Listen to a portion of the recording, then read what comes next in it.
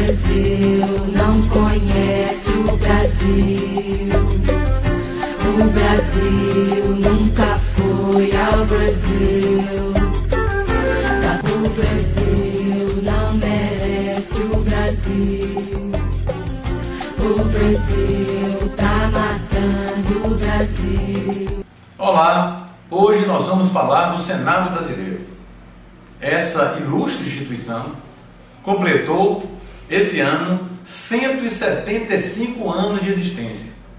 Ele foi criado por ocasião da Constituição de 1824, mas levou 2 anos e ninguém precisou dele. Veja o que o grande historiador Caio Prado Júnior diz de quando sua convocação. Afinal, em 1826, resolveu Dom Pedro I, premido pelas aperturas do Tesouro, convocar o parlamento. A maioria dos deputados, eleitos já em 1824, era-lhe francamente desfavorável, e fora este o principal motivo do adiamento sucessivo da convocação. Mas, posto em xeque por esse lado, cobriu-se com o Senado, que formou a seu gosto. Por esta forma, constituiu-se uma maioria favorável à sua política, inutilizando até certo ponto a oposição da Câmara Baixa. Os senadores do Senado Imperial eram vitalícios. Seus membros eram religiosos, ou militares, ou nobres. Na verdade, todo mundo acabava sendo nobre, porque frequentou o Senado, nos conciliábulos, acabava virando conde, barão ou alguma coisa dessa. A casa era tão inútil que o regente Diogo Feijó propôs a sua extinção. Haviam 50 senadores, e não tinha esse negócio de ser 3 por estado, não. Tinha 19 províncias, mas Minas, por exemplo, tinha 10 senadores. Os senadores tinham de ter 40 anos no mínimo e um rendimento médio de R$800 mil por ano. Imagine que todos os príncipes, ao chegar a 25 anos, eram senadores.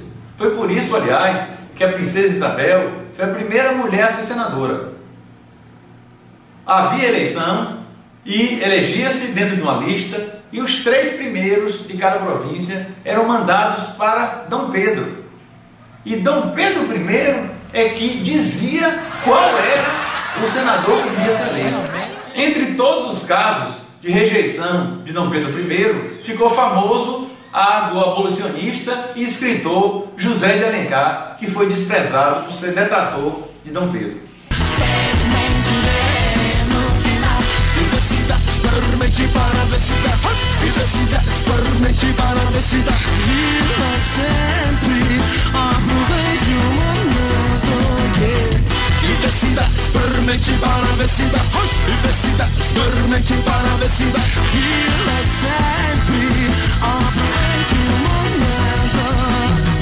Foi o segundo reinado, já com Dom Pedro II, no meio da confusão das revoltas provinciais, que o Senado se ergueu de status.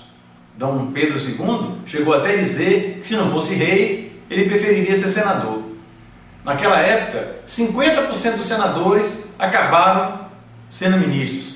Dom Pedro formou a presidência do Conselho de Ministros, uma espécie de primeiro-ministro no parlamento, e utilizando um senador para esse papel. Diga-se de passagem, os baianos se deram muito bem, porque 40% desses presidentes foram baianos. Mas o Senado, para pagar esses favores, fazia todo o serviço sujo da monarquia. Foi o Senado que declarou a guerra contra o Paraguai e pegou um dos seus principais senadores, Duque de Caxias, para ser o comandante da guerra que trucidou centenas de milhares de pessoas. Quando acabou a guerra, a monarquia e o Senado entrou em decadência.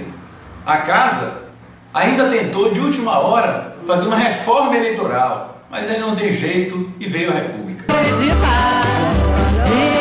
não recomeçar. A vida foi em frente, você simplesmente não viu que ficou pra trás. A vida foi em frente, você simplesmente não viu que ficou pra trás. A vida foi em frente. A República acabou com o poder moderador, acabou com o censo eleitoral, acabou com a vitaliciedade dos membros do Senado, mas, por incrível que pareça, manteve o Senado, copiando o modelo norte-americano. Os senadores rapidamente se acostumaram com a tal da República. Primeiro, que quase todos os presidentes foram senadores. Segundo, a fraude eleitoral era praticamente a mesma. Só se elegia quem as autoridades locais deixavam. Quando escapava alguém, providenciaram logo a chamada degola, que era uma comissão de verificação de poderes, que sempre passava pelo Senado, que examinava as listas dos eleitos e só passava aquilo de interesse do presidente da República.